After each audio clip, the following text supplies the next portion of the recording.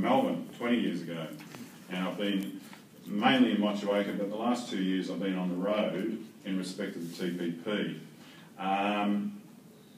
Just to allow time so that there's plenty of discussion, I've put a paper before you which people can take away and it's referenced.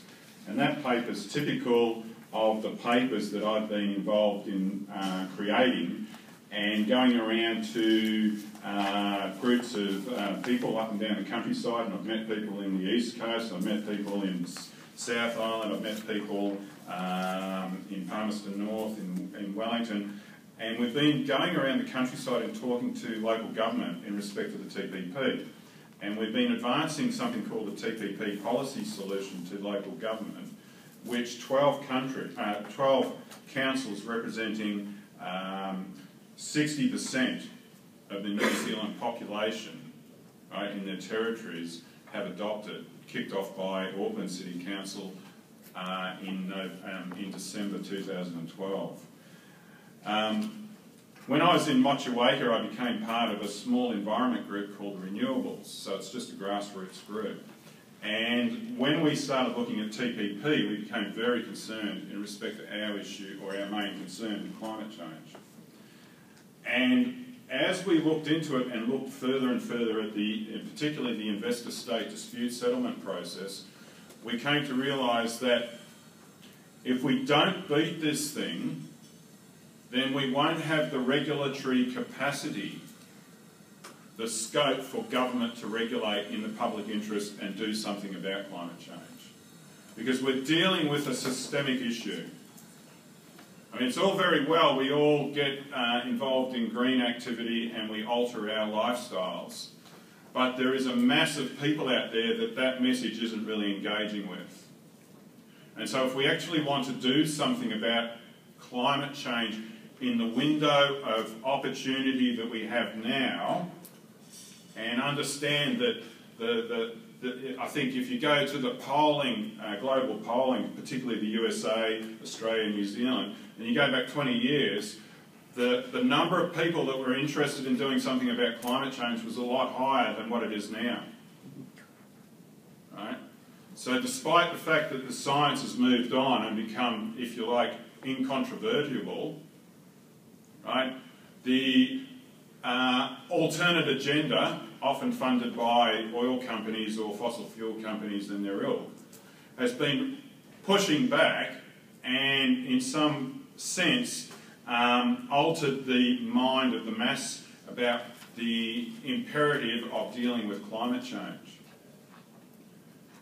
And what this paper and many others that I've put to councils do is point out that TPP in effect institutionalises corporate rights, the rights of the investor, and it does that even to the extent that it gives foreign investors more rights than New Zealand capitalists in our own country. Right? So it's something that,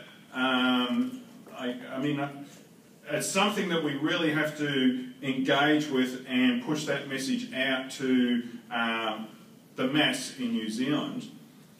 And what it does is it institutionalises those corporate rights and makes them supreme over human rights. Now, when the world was about 2 billion people, and at the end of the Second World War, we instituted a whole raft of new legislation or new covenants, the UN Conventions on Human Rights, civil and political rights, and then subsequently other measures. They were all great things, but they've not often been formalised and put into our laws. New Zealand in the 1990s put the Bill of Rights in, but the Bill of Rights doesn't actually talk about liberty and freedom. And our human rights are very much at stake in respect to TPP. It's imperative that anyone who wants action on climate change gets the message that they have to stop the TPP here in the Pacific, the Transatlantic Trade and Investment Partnership between the USA and Europe, and also the other thing that hasn't really been out in the public eye, but which is being negotiated by our nation and 50 others, called TISA, Trade and Services Agreement, which will lock in the inability of governments to regulate financial movements. And it was last year that WikiLeaks put out, I think it was 17 chapters of the TISA agreement, and anyone who goes to the financial services chapter there would become quickly aware that the whole agenda is hands off the corporate state and bugger the rest of us. So you need to join the grassroots movement and be very active in this. Now, they've signed the thing, and that means that the government has clearly indicated and done two things. It's given its commitment to pushing the TPP through the Parliament and the enabling legislation, and the other thing there was to say that the text is correct, so it's 6,000 pages plus a whole lot of more side agreements. And interestingly, in respect to side agreements, the New Zealand and Australian government have come to an agreement between themselves that they won't enforce investor-state dispute settlement between them. Right? But we've opened ourselves up to investor-state dispute settlement from US corporations. It's a real problem. And it's not, I mean, New Zealand government has been very keen to get a free trade investment agreement with the USA, Japan, and these larger economies.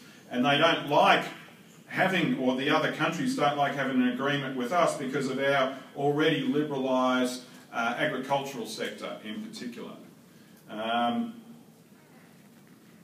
But if we want to be able to regulate and reduce the level of carbon emissions, which we understand is the, if you like, the root cause, or the direct cause of carbon emissions to atmosphere, if we want to stop that, then we've got to stop the TPP. Like anyone who wants to argue with that, they would have to come up with substantial evidence, because everyone in civil society is saying the same thing. Our jurists, lawyers are saying the same thing. Climate scientists are saying the same things. And not only that, also in Europe. And in Europe, and the references are in my paper, the European Parliament had I think it was in July of last year, they carried a remit by about 460 to 240 in their European Parliament saying that they opposed the ISDS, part of their TTIP. So our government and the other governments in the Pacific are rushing forward to put TPP in place, right, and push that agenda forward. So they are complicit in the conspiracy to lock in corporate control. It's an open conspiracy. Anyone with eyes to see it, it's available to be seen. Right? If you want a humane and ecologically sustainable future, we have to stop this bloody thing. And we have to join up with everyone to stop it. Thank you very much.